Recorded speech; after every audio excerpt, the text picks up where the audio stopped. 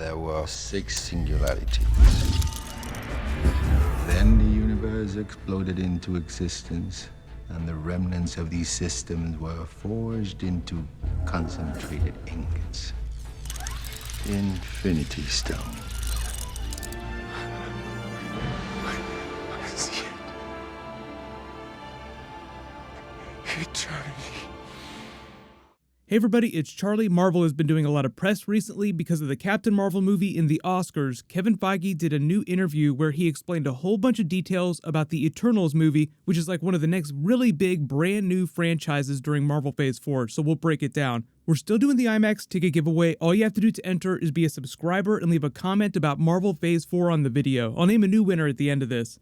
This is Kevin Feige's official statement about Avengers Endgame, Spider-Man Far From Home, Marvel Phase 4, and the Eternals movie. This is mostly about how the Eternals fit into the MCU timeline. So he says everything after Endgame and everything after Spider-Man Far From Home will be different and be unique. Although technically it's the end of Avengers Endgame that's changing the Marvel Cinematic Universe in a really significant way, and Spider-Man Far From Home is the first Marvel Phase 4 movie, it's going to still feel very much like a classic Spider-Man film. So it won't be quite as different as the other Marvel Phase 4 films. But then he goes on saying, but seeing returning characters is certainly something we're going to do and want to do. He's talking about the Phase 1 Avengers coming back. Like all the characters that you're wondering about, maybe some will die, maybe some will live. I've already done a couple videos discussing this because probably only one character is going to die and most of them will eventually come back. Then Kevin Feige goes on saying, but also introducing characters that the majority of the world has never heard of, much like the Guardians, much like the Avengers before we made the Avengers, and there are lots of them.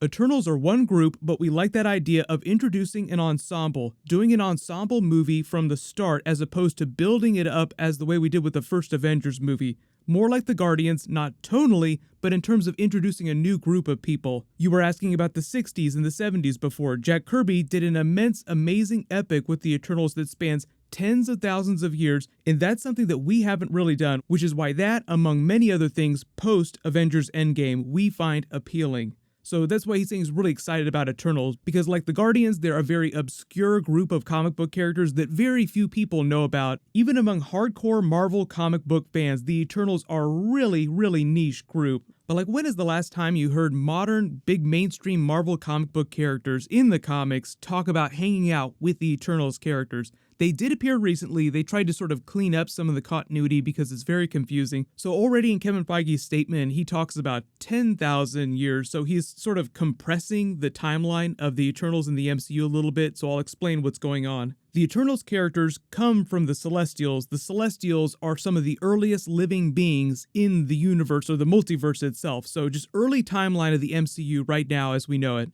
The timeline does not start with the Big Bang. It actually predates that. There was a previous version of the universe that suffered heat death, so that version of the universe collapses and then re-expands in another Big Bang. Out of that Big Bang, the remnants of that previous universe become the Infinity Stones. That's why they're so powerful. They contain the power of an entire universe distilled into small stones. Simultaneously, when that happens, a new version of Eternity is born. So Eternity is sort of like the soul, the cosmic entity that is the life force of the entire multiverse. So it's so vast that you can barely comprehend it. That's why Peter Quill looks so trippy there when he says he can see everything. He sees eternity, all of existence. That's how vast it is. One of Eternity's first acts was to create the Celestials and task them with gardening the universe, then come back on millions and billions of years later to see what had become of their experiment. Just like a garden, you try to grow things, you pull the weeds out when you need to. Galactus technically isn't a Celestial, but the MCU might turn him into a Celestial once they get all those Fantastic Four X-Men characters. He's one of those cosmic weed pullers. So, when the Celestials came to planet Earth, they created the Eternals experimenting on human life, and then later in the comics they would come back to visit, but they were always viewed as sort of antagonistic characters. The Eternals themselves were so advanced and powerful and long-lived that the humans on Earth that evolved treated them like gods. They would actually confuse them with the actual Greek gods of the Marvel Universe because most of them lived in Olympia, which existed right at the nexus between our dimension and the dimension where the Greek gods lived. It got really confusing. They had their own wars. It got very Game of Thronesy. You have the Deviants, which are sort of like genetic offshoots of them. They had their own civil wars. Groups of them left Earth and colonized other planets like Titan. That eventually became the place where Thanos was born, so Thanos is an Eternal in the MCU. But because the comics say that that happened about 5 million years ago when the Eternals first rose, and Kevin Feige is talking more like 10,000 years, obviously they're probably going to simplify a lot of that history for the Marvel Cinematic Universe. Just so there's a common point of history between different franchises, Black Panther's actually a really good example because their history goes way, way back tens of thousands of years. But if you style yourself an anthropologist of the Marvel Cinematic Universe, think about it this way: what's really important and happened around 10,000 years ago? Around 10,000 years ago, in real life history is where you see the beginnings of modern civilization, written history, and the transition of humans to more urban societies as opposed to more nomadic hunter-gatherer communities. Also talking about fictional MCU history, around 10,000 years ago is when Bashenga became the first Black Panther. We have that opening scene of the Black Panther movie where they narrate the history of the world from the perspective of Wakandans. So around 10,000 years ago, you have the rise of Bashenga. He eats the heart-shaped herb which grew in vibranium-tainted soil that gives him the ability to communicate with Bast, the Panther god, giving him his powers and leading to the rise of what became modern-day Wakanda. But I think what happened in reality within the history of the MCU is that the vibranium meteorite crashed long before that, and it took a little while for the vibranium to leach into the soil and to start to grow the heart-shaped herb, which eventually led to Bashenga getting powers. But you can see the fun of tying the rise of the Eternals to the rise of the Black Panther line. Now, just to be clear, vibranium does not come from the Celestials unless they want to change that for the MCU. The vibranium meteorite is a completely separate idea. They haven't said anything special about including Black Panther stuff during the Eternals movie. I addressed a little bit of this in my recent Captain Marvel trailer video last week, where I talk a little bit about Easter eggs for her origin story that tie her to the other Avengers characters in present day, without the characters necessarily realizing it. I'll talk more about it when I do Easter eggs for that movie, but at the end of the day, it makes sense that they want to link these characters, so Eternals and Black Panther have a sort of common history. Tying it to present day, Thanos of Titan is an Eternal. His father was the son of one of the original Eternals, but you have to imagine that they're all extremely long-lived, just like Asgardians. Asgardians live to about 5,000 years old, give or take a little bit, so Thanos is older than Thor, but he's much younger than Odin.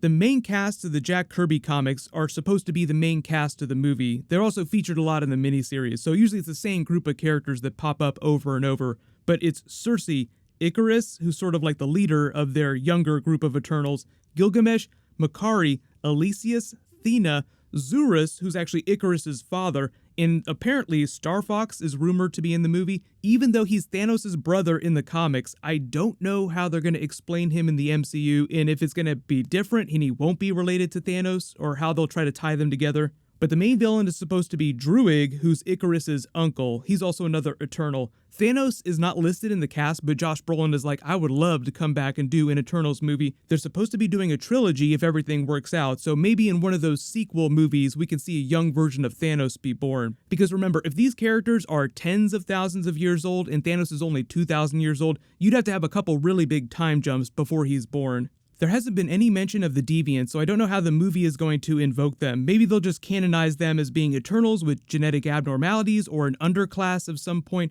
but just remember that the way the Guardians were introduced is it was sort of a self-contained movie that had links to planet Earth and things happening in modern day, but really it was kind of separate off by itself. So I'm expecting the first Eternals movie to be very similar, where you meet these characters and there's like a couple Easter eggs for things that are happening in present day, but for the most part you just see these characters in their corner of the MCU before you see them start to cross over in later movies with other modern day characters. Because extremely long-lived, of course a couple of them would probably be alive in present day when things are happening during Avengers Infinity War and Avengers Endgame. If you really liked how Guardians was super weird compared to the other Phase 1, Phase 2 movies, I'm sure that Eternals will be even weirder, so it should be really cool whatever it ends up looking like. Do not be surprised if we get some concept art and more official news from Marvel during their Phase 4 panel at Comic-Con later this summer. Really good trailer watch news. There's going to be a new trailer for X-Men Dark Phoenix later this week. It's supposed to drop at a really weird time. When it does, I will totally make a video. As long as you have alerts enabled for my channel, you'll see the video. There will be other trailers for different movies, so just leave all your video requests in the comments below. Congratulations, Mike Hawk. You're the giveaway winner from my last big Marvel video. Please email me on the About page of my channel so I can get your details. Click here for my early, non-spoilery Captain Marvel movie review, and click here for my brand new Game of Thrones Season 8 trailer video. Thank you so much for watching. Everybody stay awesome. I'll see you guys tonight.